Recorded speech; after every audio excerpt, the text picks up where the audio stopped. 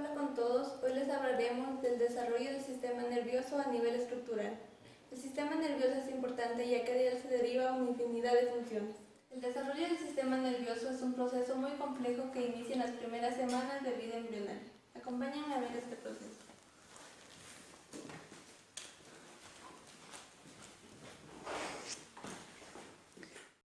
El proceso por el que el sistema nervioso pasa para adquirir su configuración es mediante la morfogénesis, que es la adquisición de la forma y características generales de la especie. Este proceso se da en la tercera semana embrionaria. Pero ¿cómo comienza este proceso? Mediante la unión de un óvulo y un espermatozoide, que da lugar al cigoto. Tras varias divisiones se da la mórula, pero la mórula, antes que llegue al útero, pasa por una fase en la cavidad interna que es la blastocita.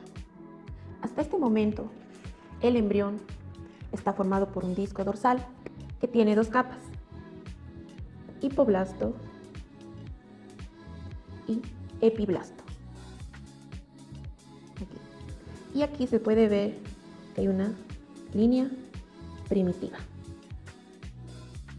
La primera fase que se da es gastroplación, que consiste en la invaginación del nódulo primitivo y línea primitiva. ¿Cómo se da? Cuando hay una movilización masiva, se puede ver aquí, de células en la interior del disco. Aquí se puede ver que es la línea primitiva. Entonces, mediante este proceso se dan tres capas: mesodermo, endodermo y ectodermo. Aquí está la línea primitiva, aquí el nódulo primitivo también y la notocorda. Cabe recalcar que el sistema nervioso se origina del ectodermo, como el epidermis de la piel, mediante un proceso denominado neurulación del embrión. Este proceso tiene dos fases. La primera, que una parte del ectodermo queda determinado como tejido neural. Y la otra fase, que son la formación de estructuras que darán paso a la cresta neural y al tubo neural. Como mencioné anteriormente, hay dos fases. Vamos con la primera fase, en la que una parte del ectodermo queda determinada como tejido del que se originará el sistema nervioso, es decir, el neuroectodermo. Este proceso empieza cuando en el mesodermo se forma la notocorda. Recalquemos que la notocorda define el eje céfalo-caudal del embrión. La notocorda entonces tiene una interacción con el ectodermo mediante las señales inductoras. Varios estudios han dicho que estas señales inductoras tienen como inhibidores las proteínas. En este proceso de interacción, el mesodermo promueve la proliferación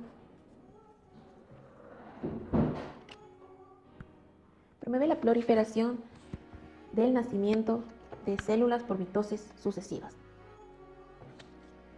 en lo cual el neuroectodermo formará una placa neural más gruesa en la superficie dorsal media del disco embrionario. A partir de su formación, aproximadamente en el día 18, la placa neural, como podemos ver aquí, es la precursora del sistema nervioso, en la cual formará neuronas y células gliales. Bueno, vamos al otro paso de la neurulación, que consiste en transformar la placa neural en dos estructuras: el tubo neural y cresta neural. ¿Cómo se da este proceso? Cuando la placa neural se pliega sobre sí misma y aparece en la línea media un surco neural, flanqueado por dos pliegues. Podemos ver aquí cómo estaba formado anteriormente, pero cuando este proceso se da, aparece. Aquí son los pliegues neurales, es de la notocorda, mesodermo, y bueno, aquí vemos, aquí hay el surco. Este surco se va a profundizar medial de la placa y van cerrando el surco formando un tubo neural hueco. Y mientras se va fusionando, los dos pliegues, puede ver aquí, se van acercando, mientras que el surco va bajando. Este proceso, al momento que los pliegues neurales se acercan, una parte de los pliegues neurales no se cierra, por lo tanto forma la cresta neural, que estará ubicada en la parte dorsal. Y también se puede observar que en el mesodermo adyacente están los somitas, estos de aquí, que son unidades repetitivas precursoras de la musculatura axial y esquelética. Después, la cresta neural se parte en dos divisiones simétricas, ubicándose en la parte lateral del tubo neural. Y por último, se puede observar que el tubo neural se ha fusionado, excepto los neuroporo caudal y el neuroporo rostral, que estos se cerrarán completamente al final de la cuarta semana del embrión. Ahora hablaremos más a profundidad sobre el proceso de desarrollo del tubo y de la cresta neural. Para esto, comienza con la dilatación del tubo neural en la región cefálica. Esto se produce al final de la cuarta semana. El tubo neural ha empezado a curvarse por las flexiones mesencefálicas y cervicales, y se aprecian tres vesículas en esta región, que son la primera, prosencéfalo,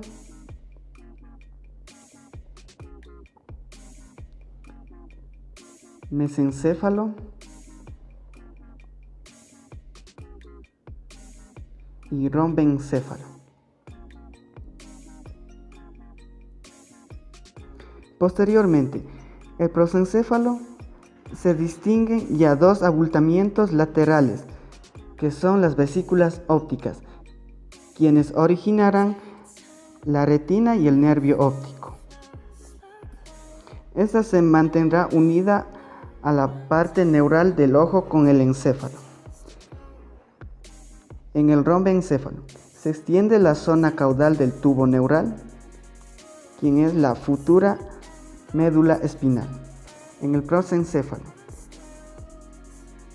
En la siguiente imagen vamos a ver más detalladamente la división de las vesículas. El prosencéfalo se divide en dos vesículas, que son el telencéfalo y el diencéfalo. Al nivel del telencéfalo, en el telencéfalo se esbozan los hemisferios cerebrales. En el mesencéfalo es aquella vesícula que permanece única, sin ningún cambio. Pero en el romboencéfalo se produce una división que es el istmo. Del romboencéfalo se dividen dos vesículas, el metencéfalo y el mielencéfalo.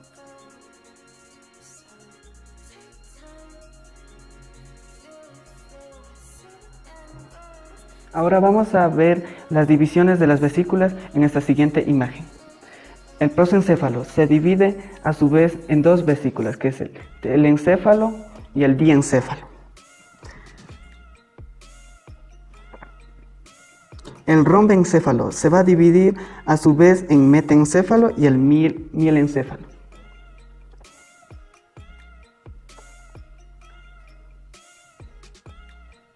del telencéfalo se esbozan los hemisferios cerebrales, quienes permanecen unidas al diencéfalo. Del metencéfalo se va a dividir o se va a formar la flexión pontina, quien quedará plegado con el telencéfalo. Factores que establecen el límite. Las vesículas anteriormente nombradas se dividen en secuencias o segmentos llamados neurómeros, que posteriormente van a desaparecer. Estas vesículas se delimitan en una serie de segmentos abultados denominados rombómeros. Esta segmentación se da en la zona caudal del tubo neural. Algunos de los factores que controlan la delimitación de las divisiones del sistema nervioso central son los genes Hox o genes homeobox. Estos genes ayudan a que las neuronas se diferencien entre sí, entre neuronas reticulares y neuronas sensoriales. Las neuronas reticulares son aquellas motoras y las neuronas sensoriales para el sistema sensitivo. Durante la quinta semana se va a formar las 5 vesículas segmentadas que originarán posteriormente las divisiones y estructuras del sistema nervioso central. Aquí, del telencéfalo, se formarán la corteza cerebral y las estructuras subcorticales. Y en el diencéfalo se formarán los 4 componentes, que son el tálamo, hipotálamo, subtálamo y epitálamo. En el mesencéfalo se formarán los endículos y las estructuras del tegmento.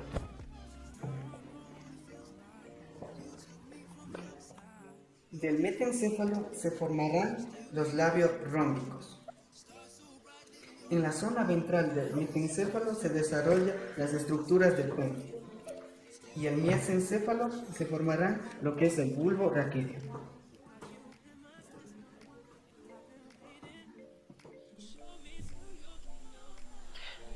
El sistema nervioso periférico se origina de la cresta neural a partir de la 4ª semana, en interacción con el mesodermo segmentado en somitas. Sus células forman los ganglios espinales a lo largo de la región caudal del tubo neural. Posteriormente, estos ganglios periféricos se unen a la médula espinal al formarse las raíces de los nervios espinales. Los ganglios craneales y los del sistema nervioso autónomo siguen procesos similares de formación. Las células de Schwann mielinizan los nervios periféricos gradualmente a partir del 4º mes de vida fetal. Este apunte de la morfogénesis explica que la separación anatómica del sistema nervioso central y el sistema nervioso periférico no es total y que ambas divisiones mantienen una constante interacción funcional. Es un gran centro de control, procesa, envía toda la información. Nuestro sistema neuronal es un gran centro de control, procesa, envía toda la información. Sistema nervioso central incluye el encéfalo y la médula espinal. Del sistema nervioso periférico están los nervios que van por todo el cuerpo. Las fibras nerviosas llevan la información para que el cuerpo realice cada acción. Nuestro sistema neuronal es un gran centro de control, procesa y envía toda la información. Nuestro sistema neuronal es un gran centro de control, procesa, envía toda la información. Nuestro sistema neuronal es un gran centro de control, procesa